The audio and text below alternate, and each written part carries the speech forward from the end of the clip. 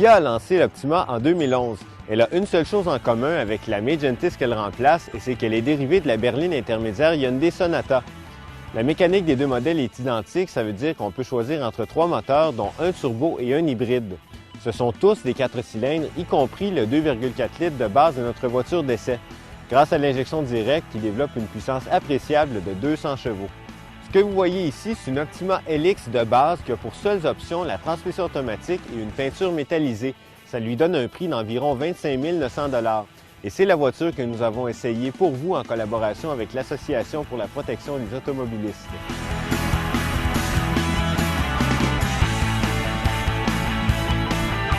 La carrosserie spectaculaire intègre une foule de petits détails impressionnants comme la ligne du pare-brise ici qui suit la forme de la grille.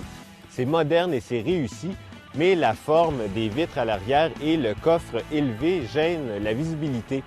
Heureusement, dans les modèles plus luxueux, il y a une caméra de recul pour aider les manœuvres de stationnement. Comme dans certaines Audi et BMW, le tableau de bord est orienté vers le conducteur. C'est rare dans une auto de grande diffusion et ça rend l'accès aux commandes vraiment facile.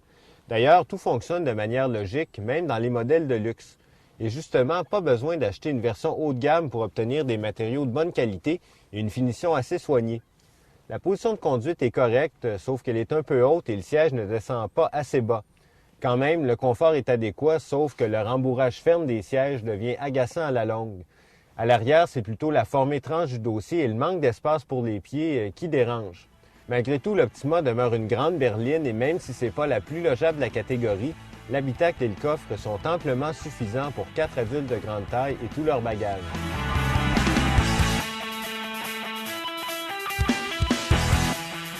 Le moteur de base est impressionnant, il est vif dès le départ et on sent une bonne poussée additionnelle à haut régime, ce qui facilite les dépassements.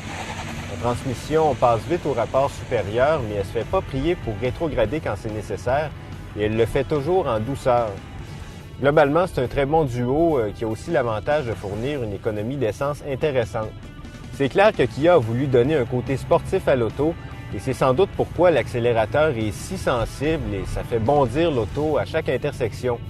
Un autre indice, c'est la direction très précise qui est même plutôt lourde pour une voiture familiale et la suspension assez ferme qui contient bien le roulis en virage. Tout ça est très agréable, mais malheureusement, ça se gâte un peu quand la chaussée se dégrade. Le train arrière bondit beaucoup sur les grandes ondulations et la suspension transmet trop fidèlement l'impact des bosses dans l'habitacle.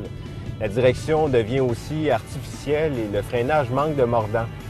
Vous sentirez probablement rien de tout ça si vous roulez surtout en ville ou sur l'autoroute, mais gardez-le en tête si vous avez l'habitude d'emprunter des routes plus chaotiques. L'Optima remporte beaucoup de succès depuis son lancement en 2011 et c'est pas seulement grâce à son look d'enfer. C'est une voiture accueillante, spacieuse, puissante et pas trop gourmande en essence et en plus, elle se comporte plutôt bien sur des chemins en bon état. Mais comme dans plusieurs Kia et Hyundai, la suspension manque de raffinement sur mauvaise route et le comportement déçoit un peu quand on pousse la voiture.